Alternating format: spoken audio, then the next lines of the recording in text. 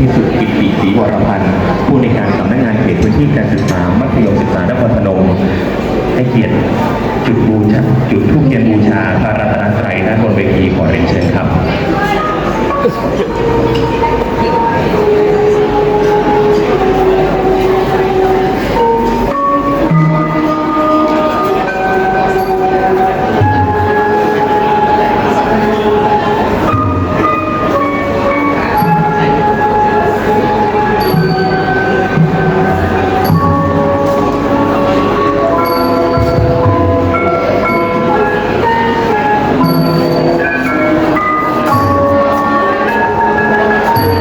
เชิญทุกท่านพนมมือนะครับ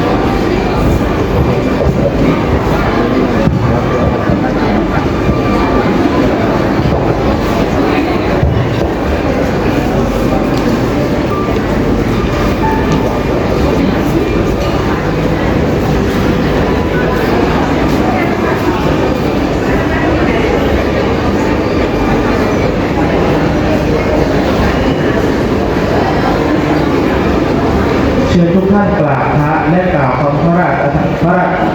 นาสีหน้าพร้อมกันครับกราบ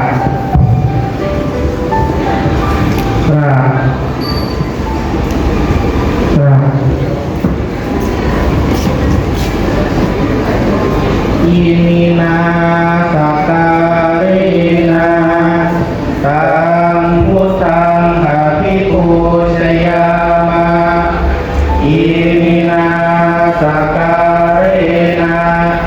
ตังธัมมังอภิปูชยามะอิมินาสักการะตังสังฆังอภิปูชยามะ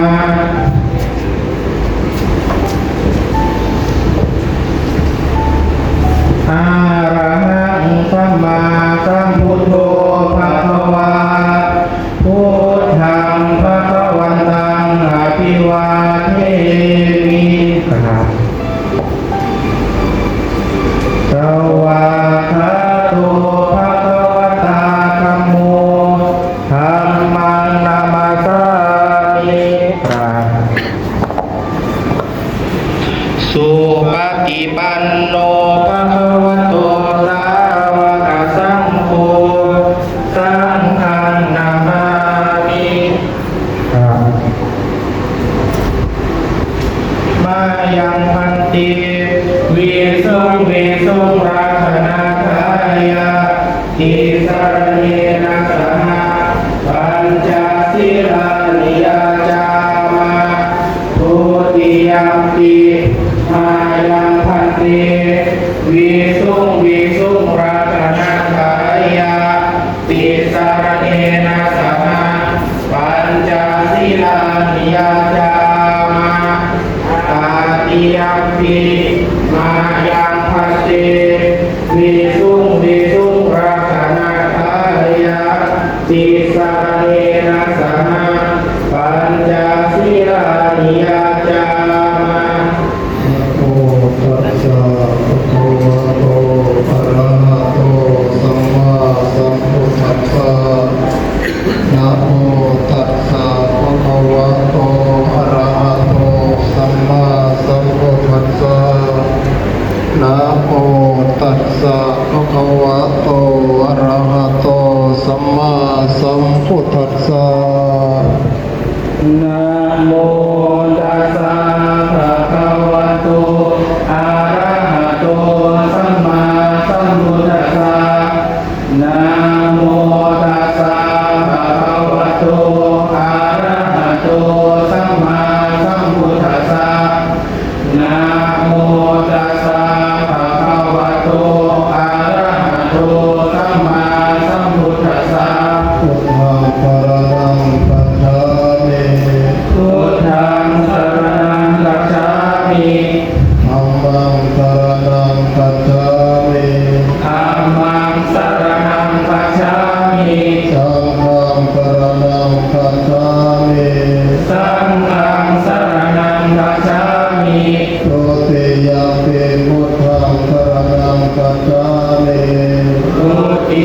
ปิพุทธังสรณังคัจฉามิ ทุติยมปีธัมมังสรณังคัจฉามิ ทุติยมปิธัมมังสรณังคัจฉามิ ทุติยมปีสังฆังสรณังคัจฉามิ ทุติยมปิสังฆังสรณังคัจฉามิ ตติยมปีพุทธังสรณังคัจฉามิ ตติยมปิพุทธังสรณังคัจฉามิ ตติยมปีธัมมังสรณังคัจฉามิ ตติยมปิธัมมังสรณังคัจฉามิ ตติยมปีสังฆังสรณังคัจฉามิ ตติยมปิสังฆังสรณังคัจฉามิ อานาติปาตาเวรมณีสิกขาปะทังสมาธิยามิ อานาติปาตาเวรมณีสิกขาปะทังสมาธิยามิ อาทินนาทานาเวรมณีสิกขาปะทังสมาธิยามิ อาทินนาทานาเวรมณีสิกขาปะทังสมาธิยามิ อาเมสุปิสาจาราเวรมณีสิกขาปะทังสมาธิยามิ กาเมสุมิชาจาราเวรมณีสิกขาปะทังสมาธิยามิ มุสาวาทาเวรมณีสิกขาปะทังสมาธิยามิ โมสาวาทาเวรมณีสิกขาปะทังสมาธิยามิ สุราเมรยามัจจปมาทฐานาเวรมณีสิกขาปะทังสมาธิยามิ สุราเมรยมัชฌปมาทฐานาเวรมณีสิกขาปะทังสมาธิยามิ อิมานิปัญจสิกขาปะทานิสีเลนะสุปฏิงยันติสีเลนะโภคสัมปทาสีเลนะนิพุติงยันติตัสสมาสีลังวิโสทะเย สาธุวิปฏิปฏิภาหายาสัพพสัพปฏิสิทธิยาสัพพะทุกขวินาศายาปริตังภูตมังครังวิปฏิปฏิภาหายาสัพพสัพปฏิสิทธิยาสัพพะพยาวินาศายาปริตังภูตมังครังวิปฏิปฏิภาหายาสัพพสัพปฏิสิทธิยาสัพพะโรควินาศายาปริตังภูตมังครัง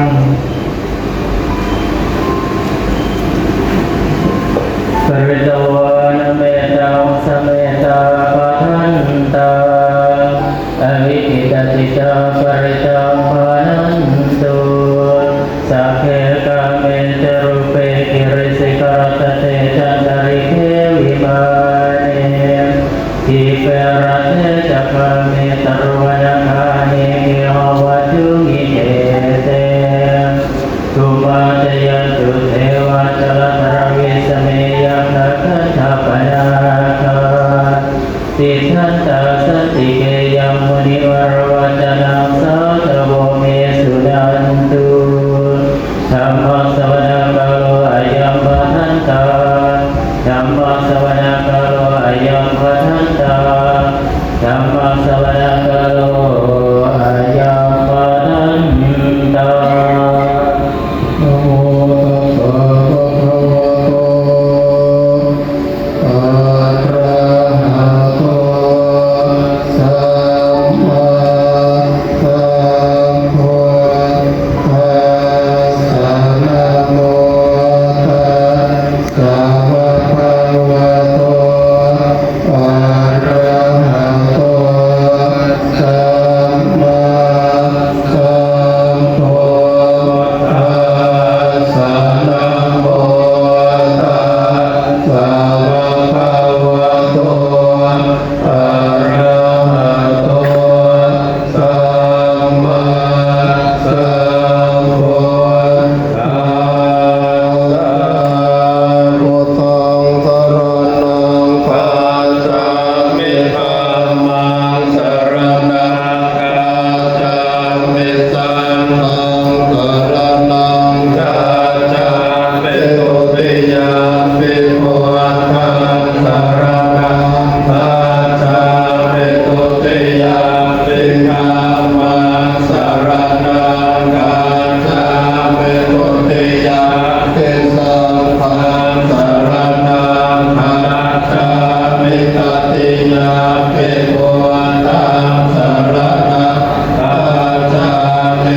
ติยามปิธรรมังสรณังคัจฉามิตติยามปิสังฆังสรณังคัจฉามิสัมพุทเถอะภะเวสัจจภวาทัสสะจัสสะมาสะเกปัญจสัตตะสวาสานินามาเมสรัสสะเตสังฆังปัญจสัพพะอาจาเรนะนะมาเตหังนะมังการานุภาเวนะนะตัวสัพเพอุปาทเวนะเอกาอันตรายาปิเวนะสัตตุอาเสสัตตุอาสัมโพเตปัญญาปัญญาสัจจตุเวสติสัมมาสังเกตัสสะตัสสะหัสสะนินามาเปเสรัสสะระหังเตสังฆัมมัจจสังฆังจะอาทะเวนะนะมาเมหังนะมะการานุภาเวนะหันตวาสัพเพอุปาทเวนะเนกาอันตรายาปิเวนะสันตุอาเสสัตตุอาสัมโพเตนะโวตนะสะเตอาตัจจาตาเรสัสสะหัสสะเกเวสติสัตตัสสะหัสสะนินามาเวเสรัสสะนะหันเตสังฆัมมัจจสังฆังจะอาตะเรนะนะมาเมหังนะมะการานุภาเวนะหันตวาสัพเพอุปาทเวนะเนกาอันตรายาปิเวนะสัตตุอาเสอะโตอะโมอะระหะโตสัมมาสัมพุทธัสสะมะเนสิโนนะโมพุทธัมมะธัมมัสสะสวะกาตังเสวะเตนิธานะโมปะหาสังฆาสัพพิวิโสทัสเสระเตเตโนนะโมโอมาตยาราภาสรัตนาทยาสัสสะทุกังนะโมโอมังคาเปตาสัตตาสวะโตทยาสัพพินะโมการะปะภาเวนะวิคาสันตุปา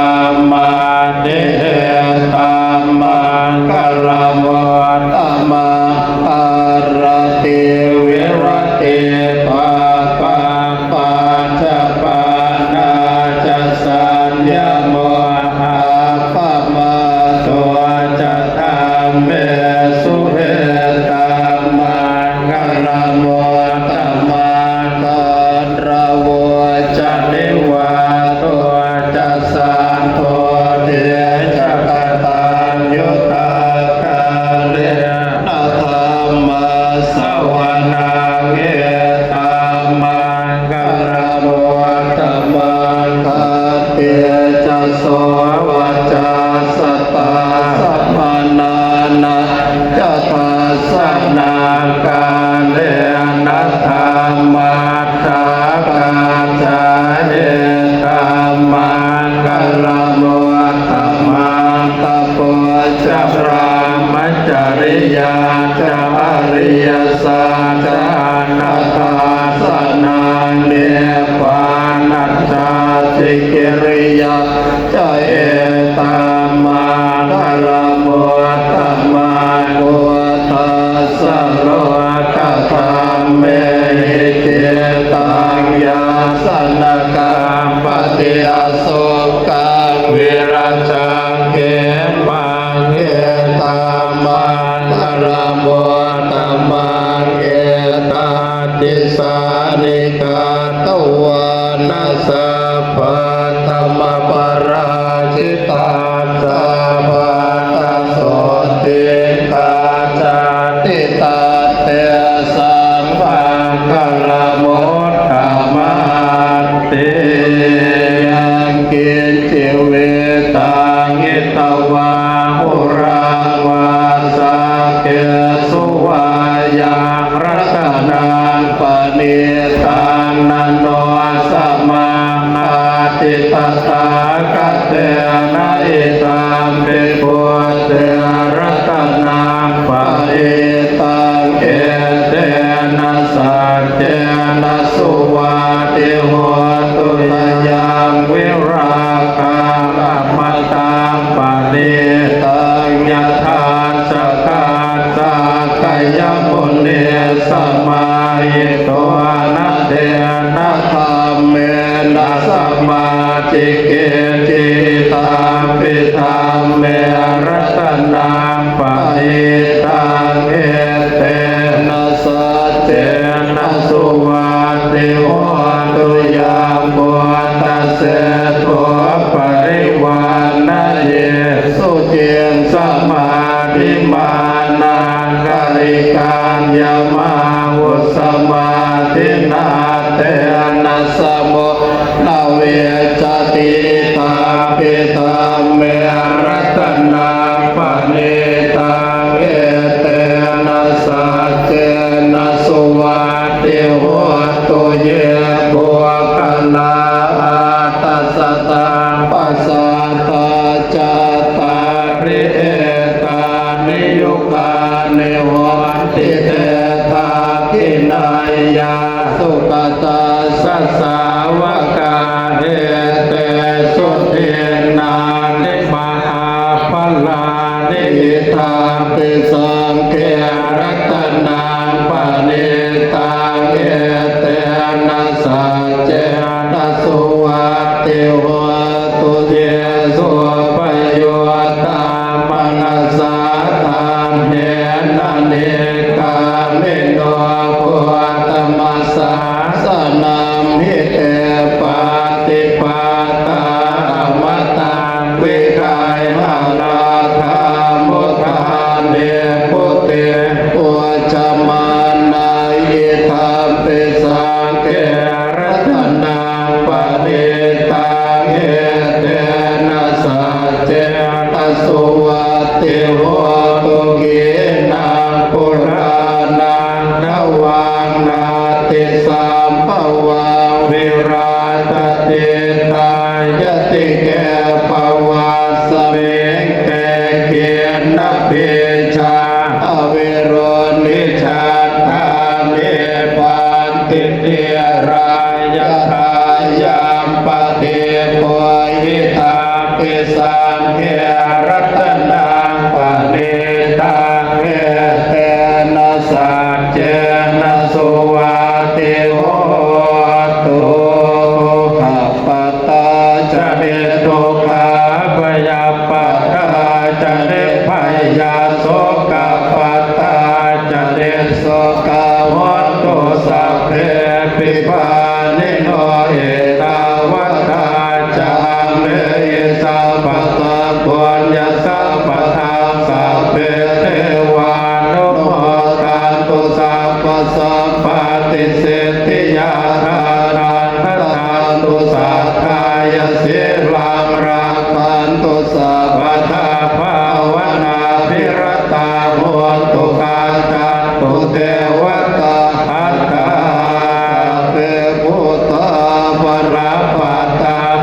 เจกานันจะยังพลังอรหันตานันจะเตเทนราคาวันธามิสัพพะโต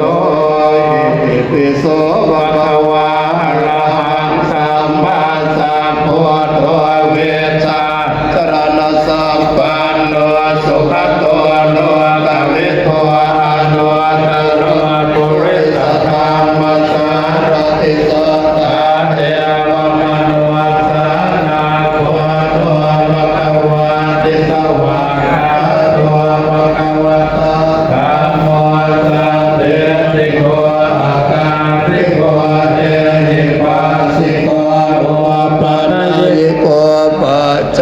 ตังเวทิตาโพเวโยเยติสุปฏิปันโนภะคะวะโตสาวกสังโฆตัวจงปฏิปันโนภะคะวะโตสาวกสังโฆญาณปฏิปันโนภะคะวะโตสาวกสังโฆสัมเวทิปฏิปันโนภะคะวะโตสาวกสังโฆญาณิทางกัตถานิปุริสยุคานินาถปุริสปุปะละเอสะภะคะวะโตสาวกสังโฆอาหุนายโยภาหุนายโยทักขินายโยอาจเนกรณิโยอนุตตรังโมญาเกตังโลกัสสะติวะมุงสมาสัมภิเนมิตาสาวกาตาเมเนคนามุติตาโกรัสเสนมาราชาราติธรรมวิตินาจิตวาบุเรนตัวตานเตสัสสะภวตุเตชยมังคลานิมาราธิเรธรรมปิโยจิตสัพพะราติวรามนารวตมากัมปทาขยาคามะเตสุตาตวิตินาจิตวามุเรนตัวตานเตสัสสะภวตุเตชยมังคลานินาราธิเรขจวราปฏิมาตโพตาคาวากิจากรรมสเดวสุธารนังตังเนตังโพสอเวตินาจิตวาโมเลโทตังเตสัสสะภวตุเตชยมังคลานิโอเกตคาธรรมติอาตสุธารนังตังทาวันติโยตนะปะทานกุลิมาลวันตังเกเตปิสังกัตตวันโนจิตวาโมเลนโตตันเตสัสสะภวตุเตชยมังคลานิกาตวานากาตมุตตรางิวกาปินิยาเกจายาตัวตวจนะสลกายมาเตสันเตนะโสมาเวตินาจิตวาโมเลนโตตัสเตสัสสะภวตุเตชยมังคลานิสัจจังเวหายมติสาจักวาตะเกตัววาทาปิโรปิตมนังอติอาตปุตังปัญญาปฏิปัจจาริโตจิตวาโมเนโตตันเตจัสสะภวตุเตชยมังคลานินันโตปานันทปุจจกาวิปุตังมเหเตโกเทระเทระปุจจเกนะตัมมาปยันโตเอโตปะเตสวิตินาจิตวาโมเนโตตันเตสัสสะภวตุเตชยมังคลานิโตกาเตติปุจจเกนะสุตาตาตังรามังวิสุทธิสุติเมติภกาวิธานังญาณากเตนะวิตินาจิตวาโมเนโตตันเตสัสสะภวตุเตชยมังคลานิเอตา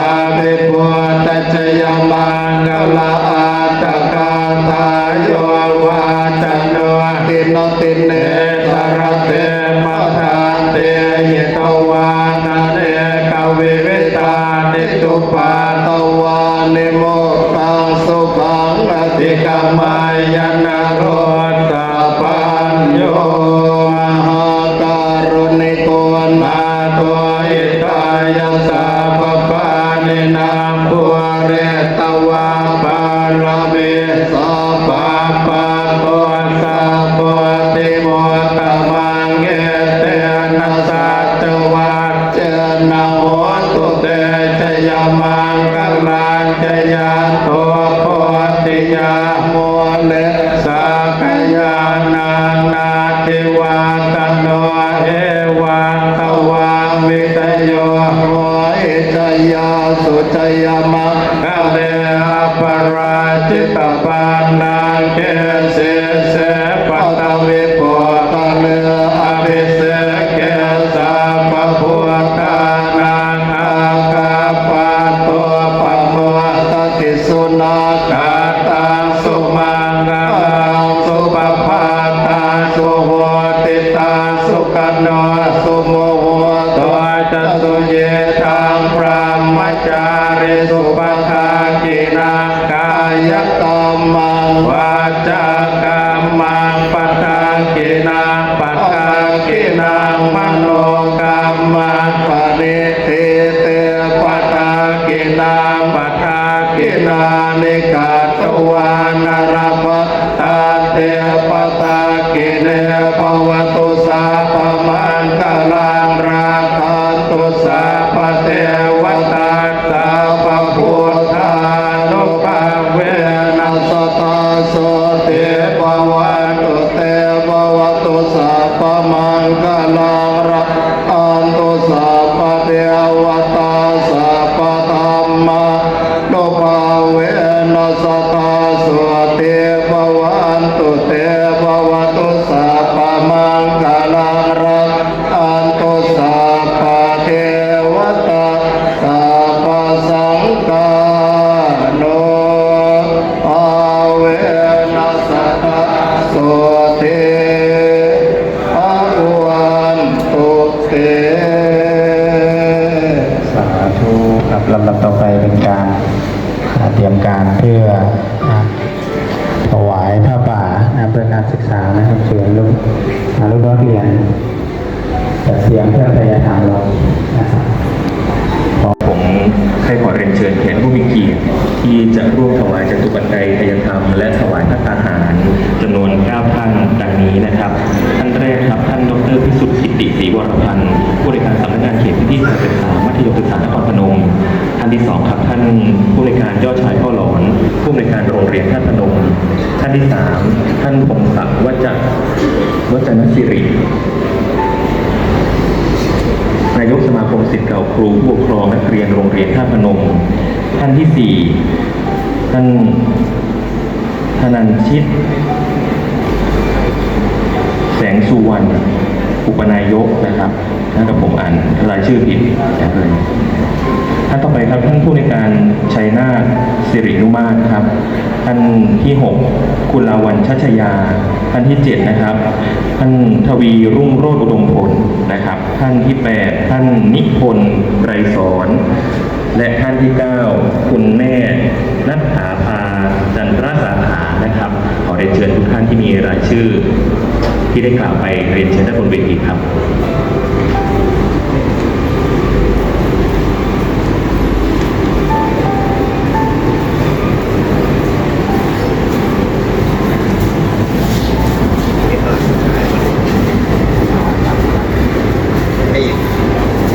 ซึ่งในวันนี้นะครับ ประธานสงฆ์ที่มาเจริญพระพุทธมนต์นะครับ คือพระครูสุตตะเจติยานุรักษ์ผู้ช่วยเจ้าวาดวัดพระธาตุพนมและ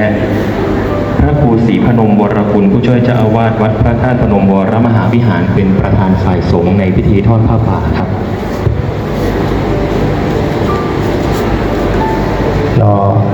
กล่าวคำถวายเสร็จค่อยประเคนบอกกันนะครับ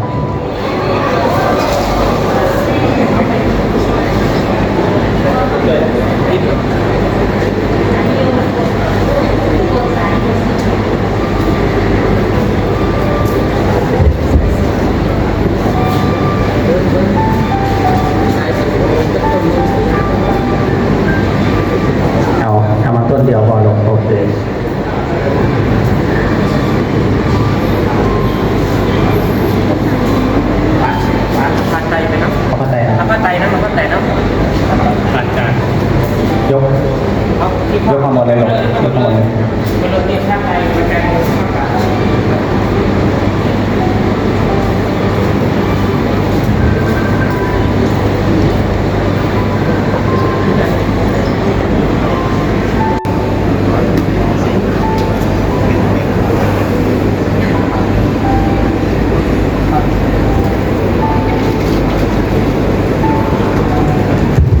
ที่ทำการอันนี้เรียบร้อยแล้ว นะโมสามจบพร้อมกันแล้วว่านะโมตัสสะภะคะวะโตอะระหะโตสัมมาสัมพุทธัสสะนะโมตัสสะภะคะวะโตอะระหะโตสัมมาสัมพุทธัสสะนะโมตัสสะภะคะวะโตอะระหะโตสัมมาสัมพุทธัสสะอิมานิมะยังพันเต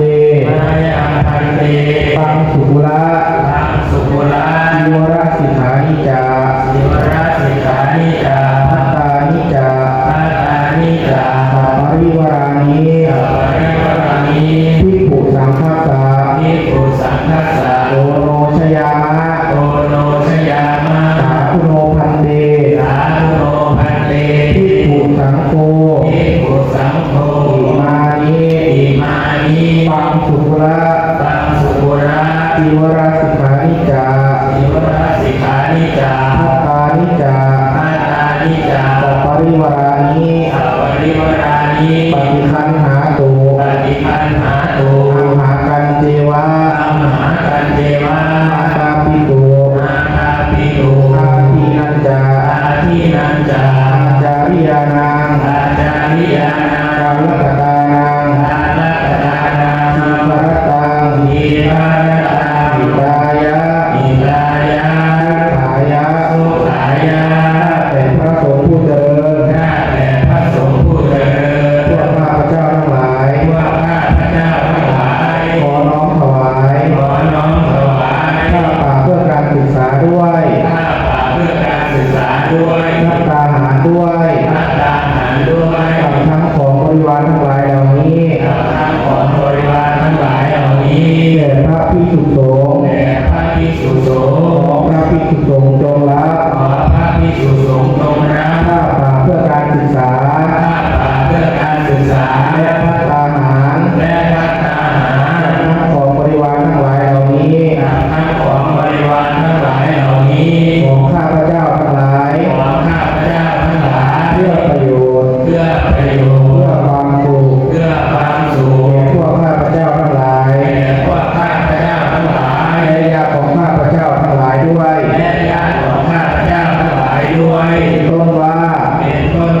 บิดามารดาครูอุปชฌาย์อาจารย์ขอทุกท่านมีความสุขตลอดกาลนานเทอญสาธุเชิญน้องประเคนพระสงฆ์ครับ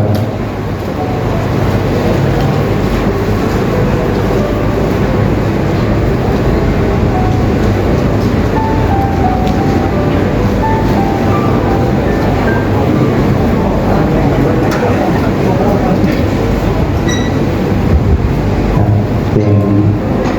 แก่ผู้มีเกียรติได้เข้านั่งที่เดิมนะเพื่อรับพรการต่อไป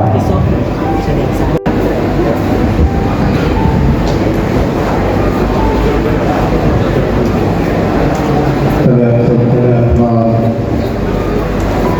ท่านผู้บริหารสถานศึกษาและก็คณะครูอาจารย์นักเรียนตลอดถึงคุณครูที่เคยเป็นคุณครูได้เกษียณราชการไปแล้วออกมาร่วมในพิธีทอดน้ำป่าการศึกษาเพื่อความเจริญรุ่งเรืองแก่ลูกๆหลานๆและทำให้กำลังใจทุกภาคส่วนทุกหน่วยงานวันนี้ได้พร้อมเพรียงกันเป็นวันดีฤกษ์งามยามดี พระสงฆ์เป็นเนื้อนาบุญกอบ9 รูปมาเจริญพระพุทธมนต์ฉลองผ้าป่าในวันนี้ และก็ได้ถวายเครื่องไตรยธรรมผ้าไตรจีวรเป็นเบื้องต้น แล้วก็มองดูต้นผ้าป่าก็หลายต้นอยู่พอสมควรที่ไม่ได้ใส่ต้นก็เป็นจำนวนมากที่ทยอยมายังไม่ถึงบริเวณพิธีนี้ก็เป็นจำนวนมากทั้งหมดนี้ทั้งถวายพระสงฆ์9 รูปไปแล้วทั้งที่เป็นต้นอยู่หรือว่าทั้งหมดทั้งมวลเป็นต้นผ้าป่าถวายพระสงฆ์ทั้ง9 รูปต่อไปนี้ก็จะได้พระเดียงสงฆ์พระเดียงสงฆ์ถามพระสงฆ์อย่างเดียวญาติโยมที่มาร่วมในพิธีก็นั่งอธิษฐานจิตว่า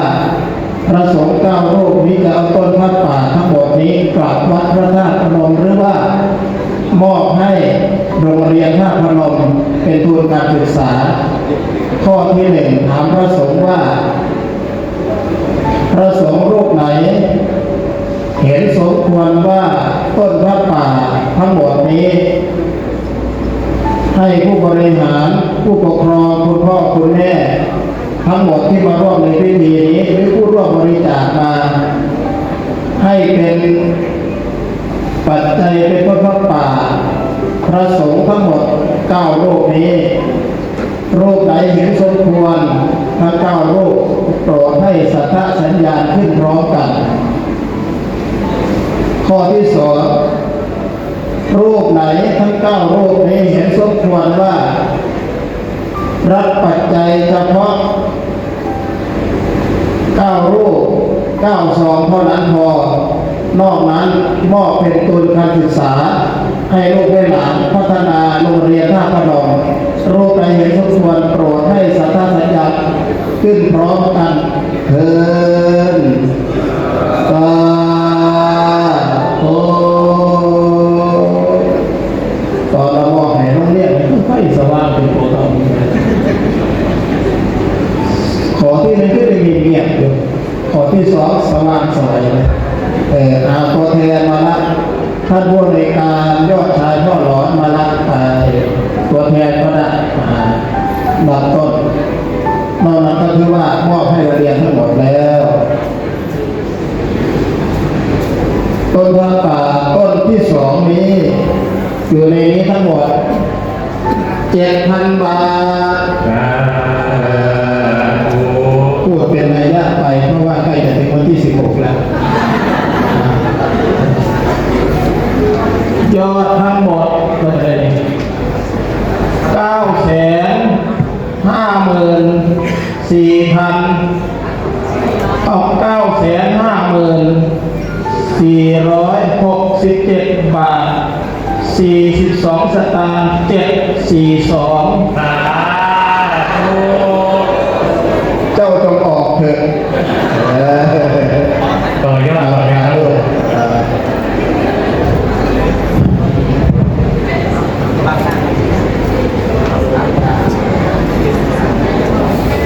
ทุกท่านเตรียมรับพรนะครับท่านใดมีที่กวดน้ำเตรียมเลยครับ